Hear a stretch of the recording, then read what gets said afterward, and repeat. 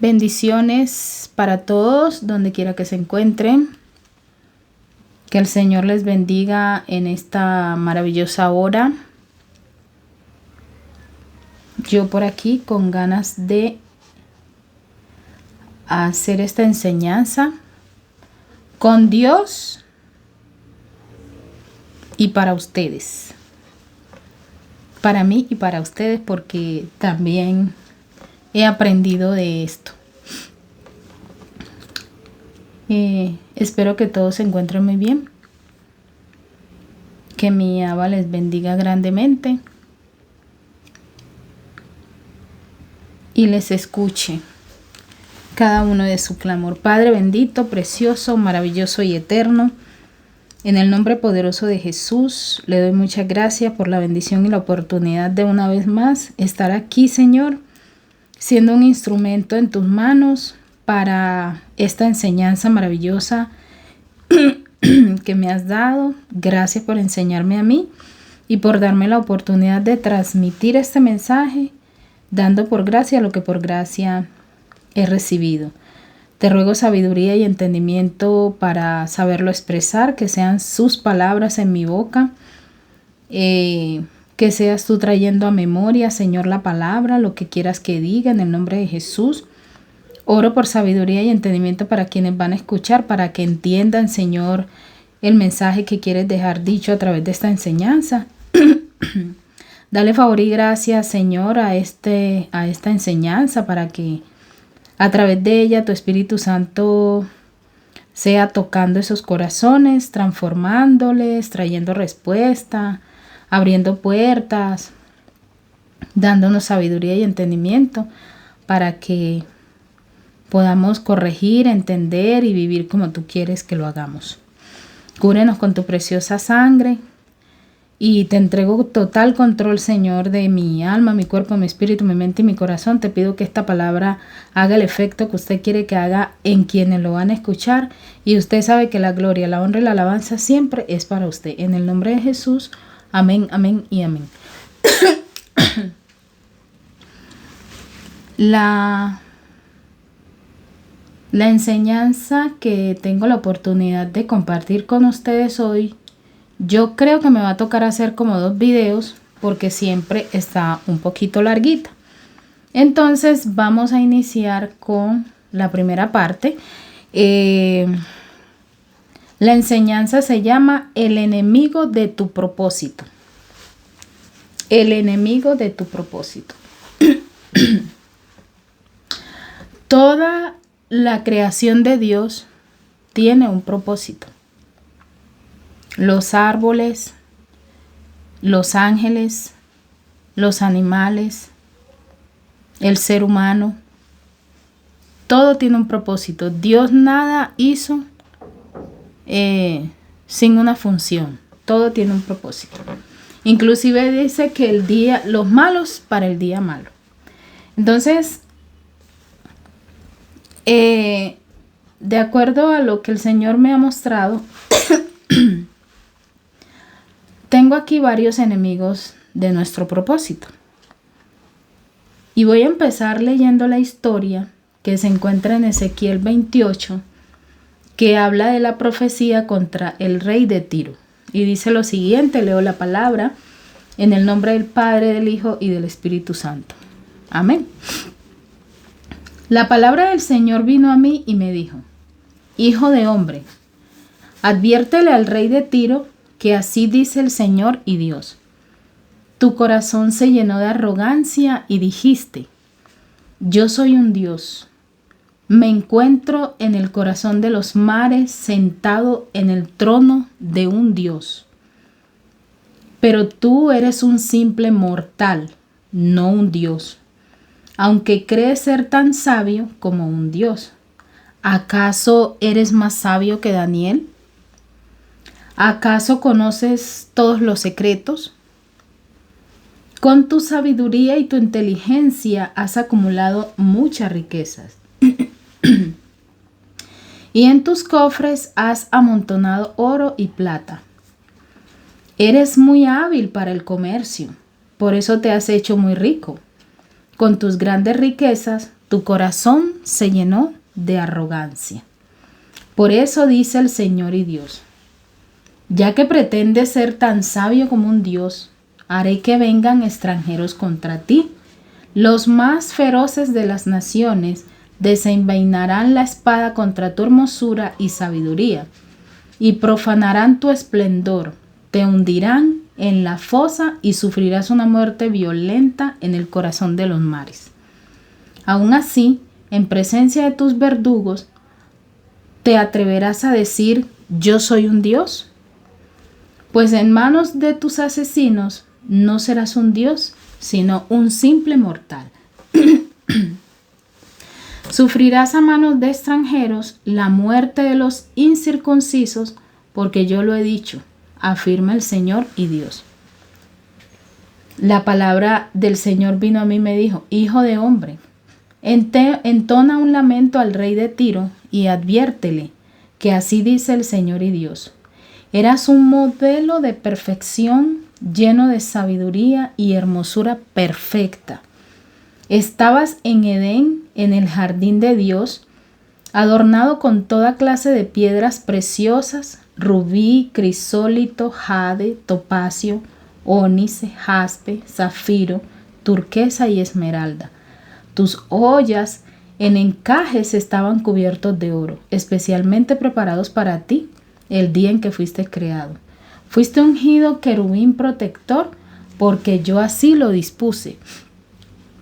Estabas en el santo monte de Dios y caminabas sobre piedras de fuego. Fuiste irreprochable en tus caminos desde el día en que fuiste creado hasta que se encontró maldad en ti. Vayan guardando eso, maldad en ti. Por la abundancia de tu comercio te llenaste de violencia y pecaste. Por eso te expulsé, del monte de Dios como a un objeto profano. A ti, querubín protector, te eliminé entre las piedras de fuego. A causa de tu hermosura, tu corazón se llenó de orgullo. A causa de tu esplendor corrompiste tu sabiduría, por eso te arrojé por tierra, y delante de los reyes te expuse al ridículo. Has profanado tus santuarios por la gran cantidad de tus pecados, por tu comercio corrupto.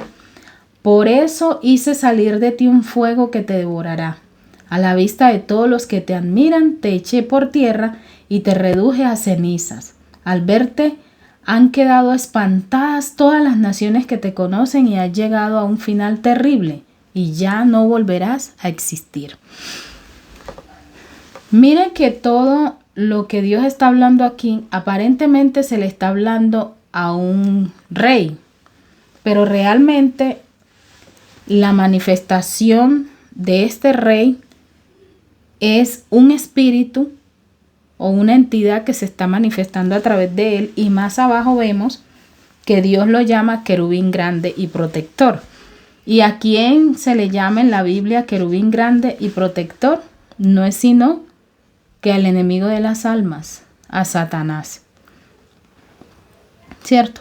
Entonces, aquí se dice que él fue creado entre piedras preciosas, que era el más hermoso, que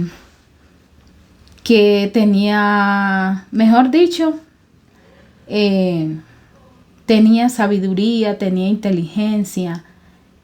Era una hermosura este querubín, pero hubo un problema, y es que a raíz de todo esto que él ostentaba, su corazón se empezó a llenar de arrogancia, de violencia, y dice, todo eso estaba bien bonito y todo eso era perfecto hasta que Dios identificó que en él había maldad. Y hoy en día las asignaciones que él tiene es la serpiente antigua, que se llama diablo, que se llama Satanás, el vástago abominable, el enemigo de las almas, el enemigo de Dios. el enemigo que viene a matar, a robar y a destruir. ¿Por qué? Porque ¿cuál era el propósito de él? A nosotros nos han enseñado que el propósito de él era adorar y servirle a Dios y toda esa función que él tenía. Querubín grande y protector. Pero lamentablemente el propósito con el que Dios lo creó se vio intervenido de manera errónea. Se dañó el propósito, se desvió del propósito debido a que él se puso a hacer cosas que a Dios no le agradaban. Y mire lo que pasó aquí, que Dios lo maldijo.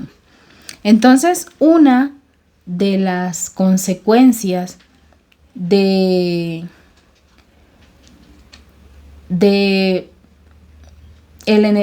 enemigo de nuestro propósito son las maldiciones generacionales. Y aquí hay una maldición que Dios le puso a este querubín y le dijo: tu corazón se llenó de orgullo a causa de tu esplendor, corrompiste tu sabiduría. A partir del versículo 17. Por eso te arrojé por tierra, delante de los reyes te expuse al ridículo. Has profanado tu santuario por la gran cantidad de tus pecados, por el comercio corrupto, y por eso hice salir de ti fuego que te devorara. A la vista de todos los que te admiran, te eché por tierra y te reduje a ceniza. Al verte han quedado espantadas todas las naciones que te conocen, y has llegado a un final terrible. Y mire lo que dice al final: y ya no volverás a existir. O sea que cuando Dios identificó esa conducta en él, Dios le quitó todo eso, todo ese favor y esa gracia y todo ese esplendor con el cual él lo creó. Entonces, vamos ahora a ver lo que pasó con Adán y Eva. El enemigo del propósito de Satanás fue el orgullo, fue la maldad, fue creerse más que Dios, fue la avaricia, el creer pues que él podía sobrepasar la autoridad que Dios le había dado, y Dios lo destituyó. Porque mire lo que le dijo: ya no volverás a hacer.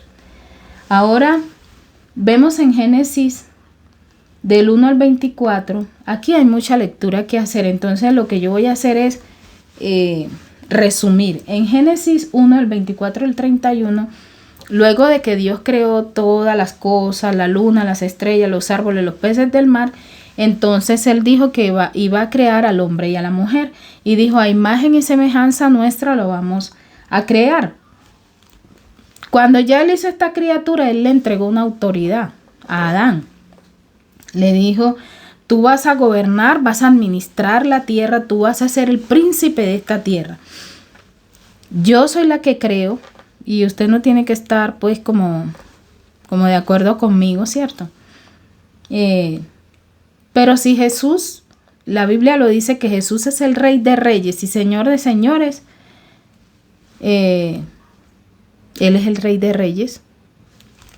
Entonces podemos decir que el príncipe y el rey, o el rey de esta tierra, era Adán, porque a él fue que le entregaron la administración de todo esto. Entonces Dios le dijo: miren que te he dado las plantas, las semillas, todo lo que hay sobre la tierra, los árboles frutales para que te sirvan de alimento, toda planta verde, todos los animales salvajes, mejor dicho, todo lo que yo he creado lo pongo en tus manos.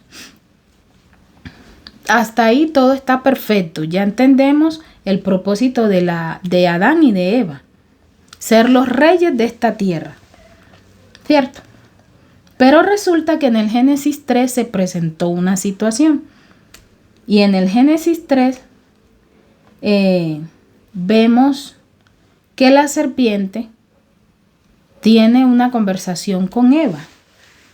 Y en otras ocasiones les he dicho, o creo que lo toqué en un video, que Eva le agregó un poquito a lo que Dios le había dicho. Y bueno, por ahí se le metió la serpiente y le metió un cuento a Eva, que al final Eva terminó haciendo lo que Dios les había dicho que no hiciera, ¿cierto?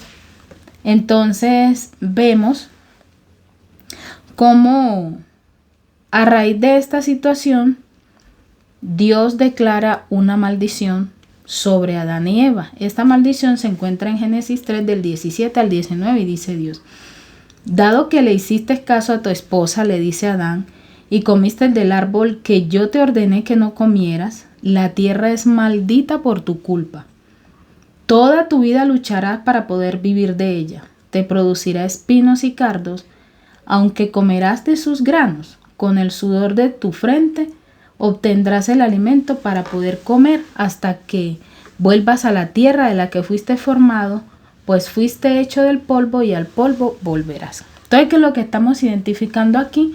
Una maldición generacional sobre los padres de la humanidad y sobre la tierra. Si bien la tierra no cometió ninguna falta, como Adán y Eva eran los administradores de este lugar, pues entonces al ellos ser destituidos de la gloria de Dios y tener autoridad aquí, y aquí fue que se cometió la falta, pues la tierra también recibió la consecuencia de esa maldición generacional.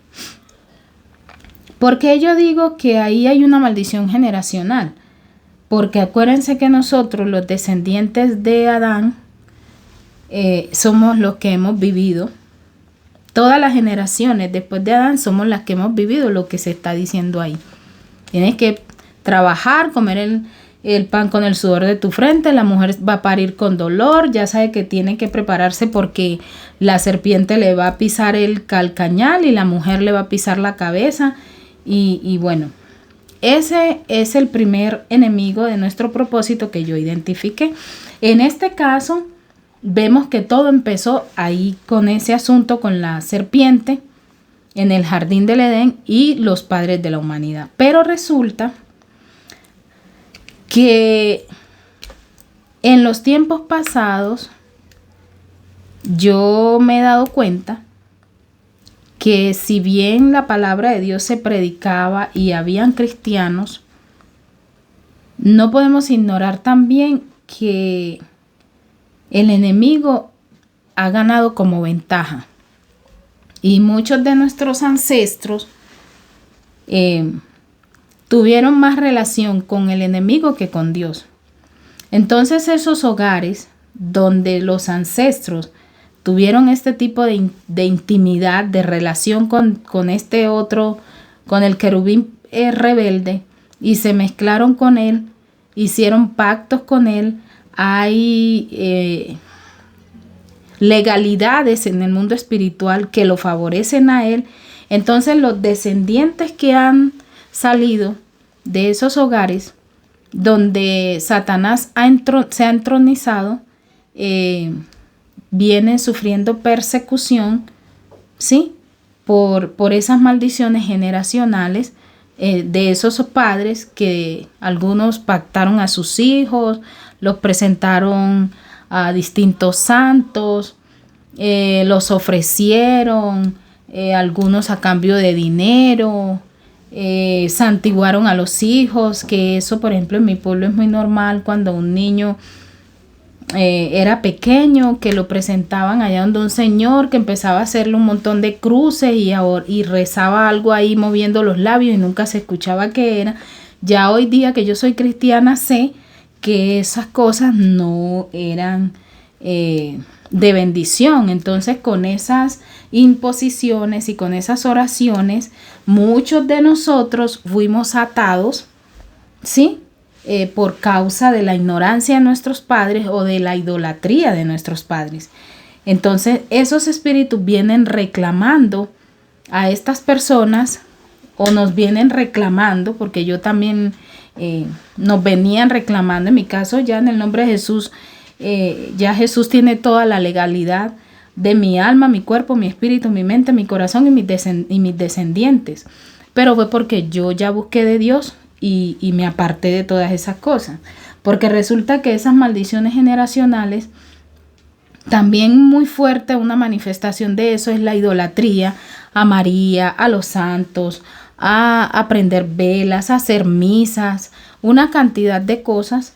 Y nosotros veíamos eso como cultura, como costumbre, como que así me enseñaron a conocer de Dios. Yo lo digo particularmente porque a mí me enseñaron de un Dios que no es el mismo Dios el que yo conozco hoy en día. Entonces, esas imparticiones de nuestros ancestros vienen tomando lugar en nuestras vidas y eso es lo que se llaman maldiciones generacionales, que son impedimento para que muchas cosas de lo que Dios quiere hacer contigo cueste, porque esos demonios están peleando su legalidad que tiene sobre las personas.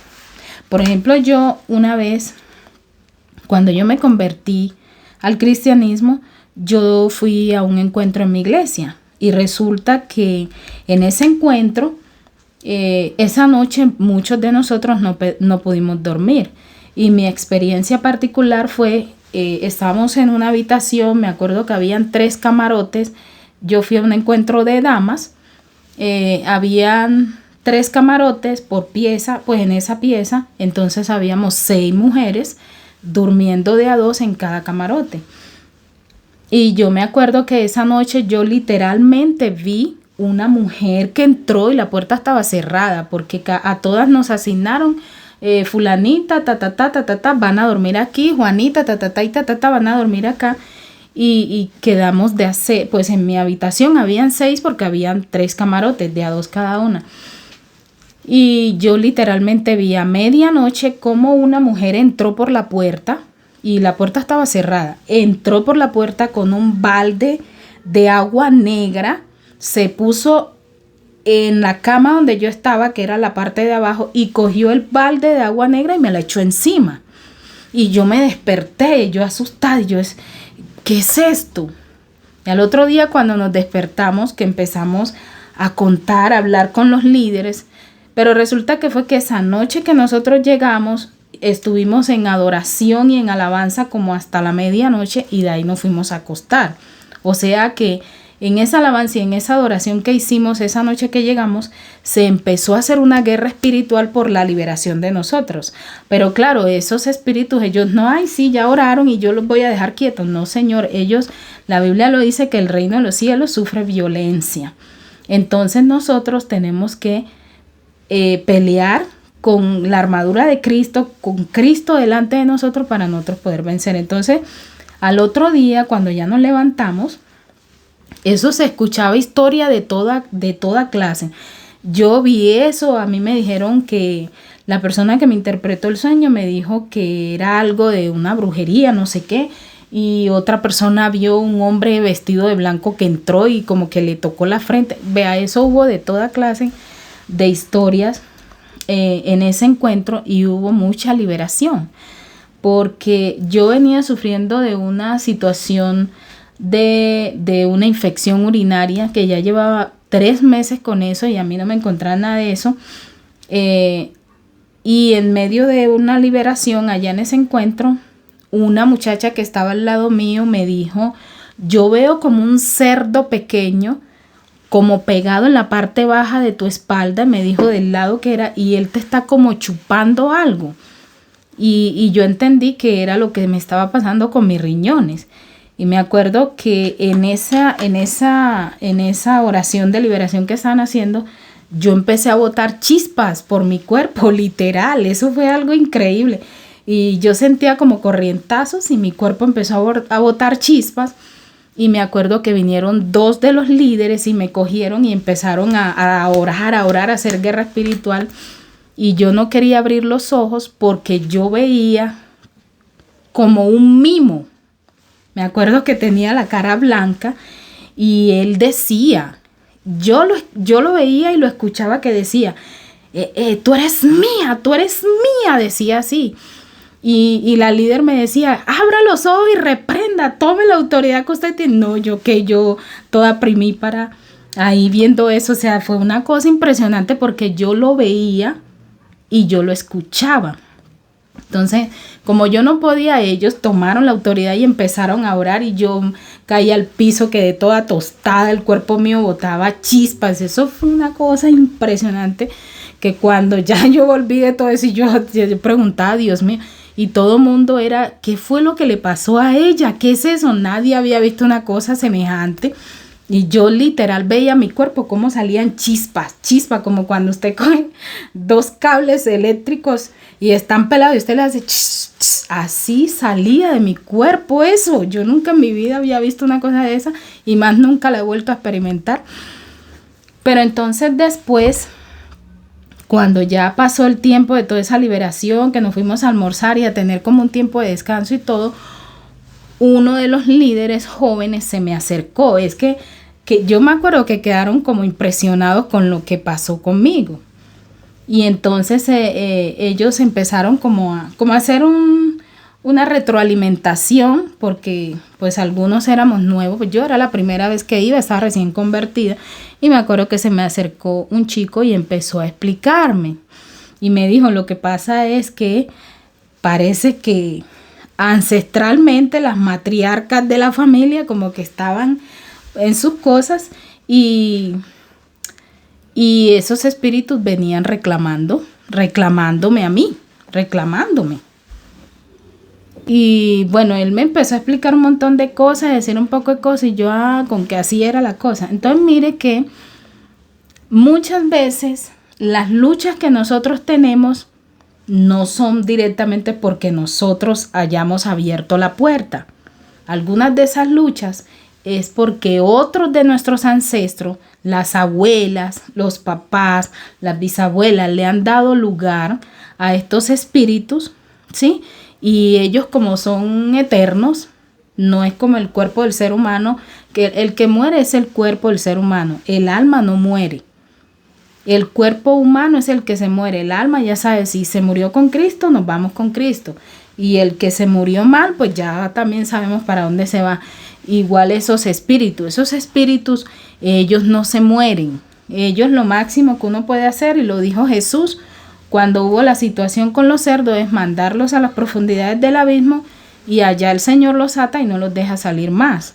Pero ellos vienen de generación en generación, por eso se han presentado casos donde hay familia que hace poco estaba hablando con mi suegro por una situación de salud y yo le decía, ¿de dónde viene esta situación de paros cardíacos? Y me dijo, no, mi tío, mi no sé quién. Entonces, hay personas que la tía se murió de cáncer, la bisabuela se murió de cáncer, la de más atrás se murió de cáncer, no sé quién se murió de cáncer, y ese espíritu viene matando a la gente ahí en eso hasta que alguien viene a Cristo y con la legalidad y la autoridad en el nombre de Jesús se convierte y el Señor rompe estas legalidades y estas maldiciones generacionales. Entonces aquí vemos cómo la primera maldición fue emitida por Dios porque Adán y Eva pecaron, contrariaron el ordenamiento jurídico universal o divino, si lo podemos llamar así, y entonces eso trajo a consecuencia la desobediencia, trajo esa consecuencia y dice la palabra que la paga del pecado es la muerte. Y a raíz también de esta situación que se presentó en el jardín del Edén, pues los padres de la humanidad fueron destituidos de la gloria de Dios.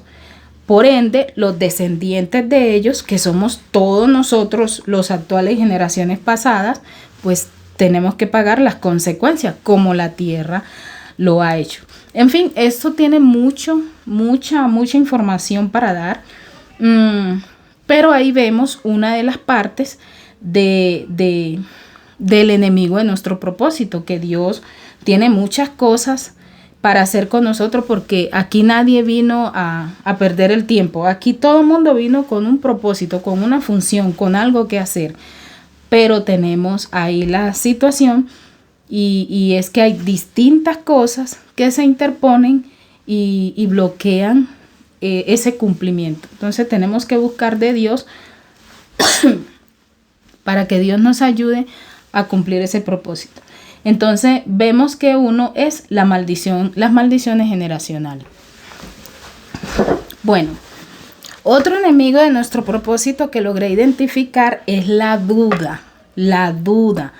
Cuando nosotros no creemos que somos capaces de hacer las cosas. Tenemos la situación en el Éxodo 3, del 7 al 15, les dije que es mucha lectura la que hay que hacer. Y en la medida en que yo voy hablando, Dios me va poniendo que vaya explicando. Entonces, no sé cuántos videos van a salir de esto, pero bueno, continuemos hasta donde el Señor me permita. Es la duda. Y tenemos en el Éxodo 3, del 7 al 15, tenemos a Moisés. Cuando ustedes saben que ellos están esclavos en Egipto y empiezan ellos a orar, siempre hay alguien pidiéndole a Dios. Y Dios escuchó el lamento de ellos, entonces escogió a Moisés para que Moisés sacara al pueblo. Entonces sabemos que un día salió Moisés y encontró por ahí una zarza ardiendo y él se acercó y Dios habló con Moisés. Dice, ciertamente he visto la opresión que sufre mi pueblo en Egipto y he oído sus gritos de angustia a causa de la crueldad de sus capataces. Estoy al tanto de sus sufrimientos y por eso he descendido para rescatarlos del poder de los egipcios. Sácalos de Egipto y llévalos a una tierra fértil y espaciosa. Es una tierra donde fluye la leche y la miel, la tierra donde actualmente habitan los cananeos, los hititas, los amorreos y un montón de gente allá. Entonces dice Dios, mira, el clamor de los israelitas me ha llegado y he visto con cuánta crueldad abusan de ellos los egipcios. Ahora ve, porque te envío a Faraón y tú vas a sacar de Egipto a mi pueblo Israel. Pero entonces Moisés preguntó, ¿y quién soy yo? ¿Quién soy yo para presentarme ante el Faraón? ¿Quién soy yo para sacar de Egipto al pueblo de Israel?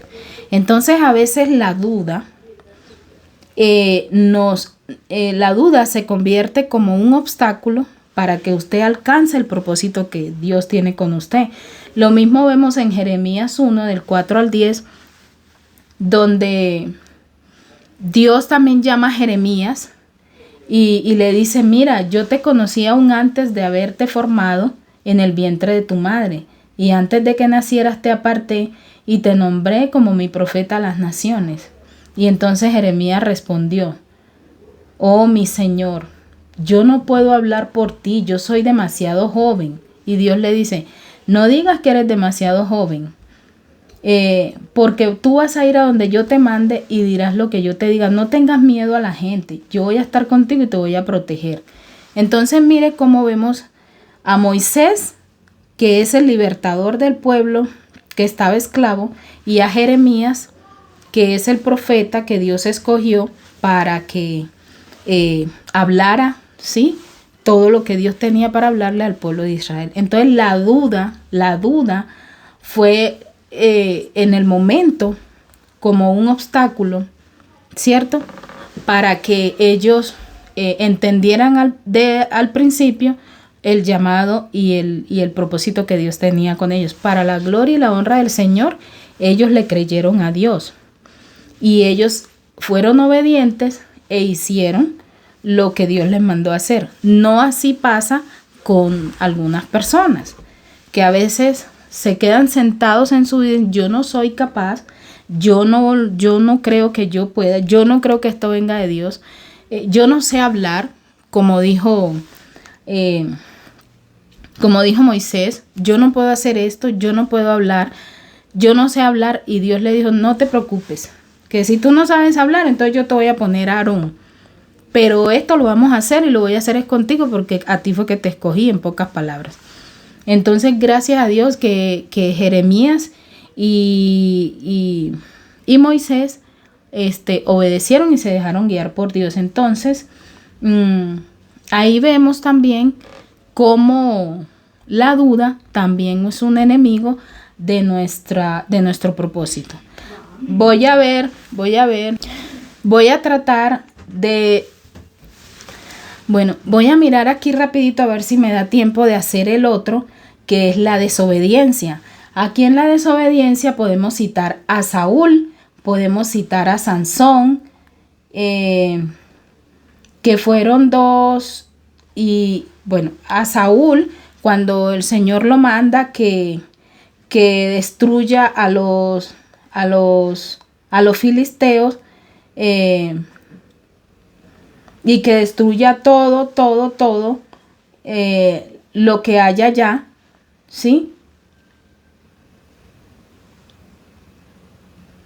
Todo lo que haya allá, pero resulta que Saúl no obedeció. Se llevó parte de como de lo que había allá como botín de guerra. Y entonces Dios mandó al profeta Samuel y le dijo: tú no obedeciste, por tanto has sido destituido del cargo que Dios te mandó. Entonces mire aquí la desobediencia.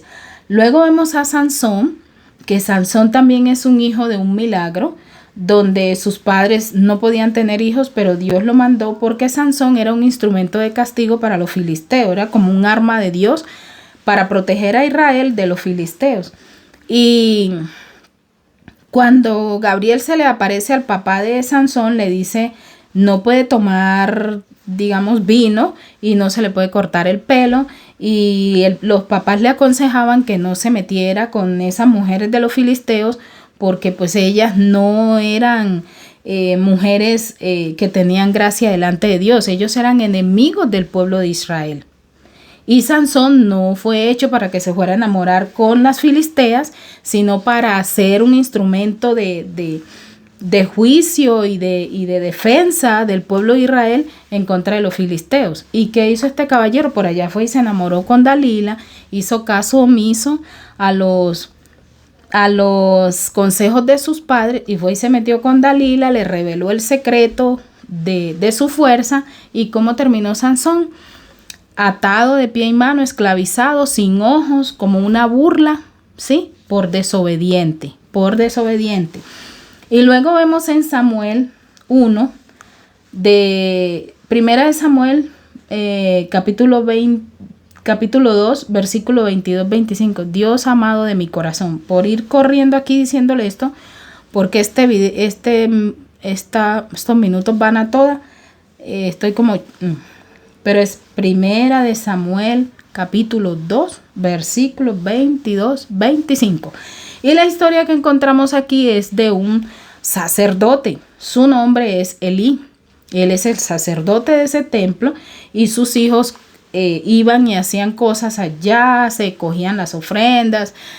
Parece ser que como que andaban de muy contentones con las señoras que iban a la iglesia. Y Dios le habló al sacerdote, pero él como que fue muy permisivo con la conducta de los hijos. Y vino Dios y lo mató a él y le mató a los hijos.